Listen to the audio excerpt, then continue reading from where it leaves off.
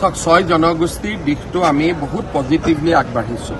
নৱেম্বৰত বিধানসভাত আমি প্ৰতিবেদন দিম আৰু 6 জনগোষ্ঠীৰ প্ৰায় বহুখিনি আমি সমস্যাটো সমাধানৰ দিশত আমি বহুখিনি আগবাঢ়িছোঁ। সমস্যাটো হ'ল যে কংগ্ৰেছ দলে যেতিয়া বিধানসভাত প্ৰস্তাৱটো আনিছিলে তেওঁলোকে আনিছিলে যে কাৰো ক্ষতি নোহোৱাকৈ কৰিব লাগে।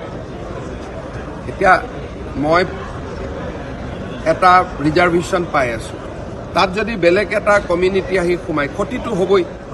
গতিকে এতিয়া বিধানসভাই প্ৰস্তাৱটো নতুনকৈ পাছ কৰিব লাগিব যে ক্ষতি হ'লেও জনজাতিকৰণ কৰিব লাগিব।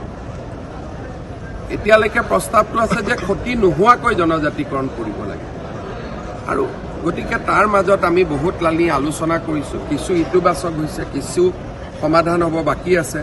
নৱেম্বৰত আমি বিস্তৃত প্ৰতিবেদন দিম আৰু ৰাইজে নিজে দেখা পাব যে আমি কিমান পজিটিভলি বা চিনচিয়াৰলি এই সমস্যাটো সমাধানৰ কাৰণে চেষ্টা কৰিছোঁ।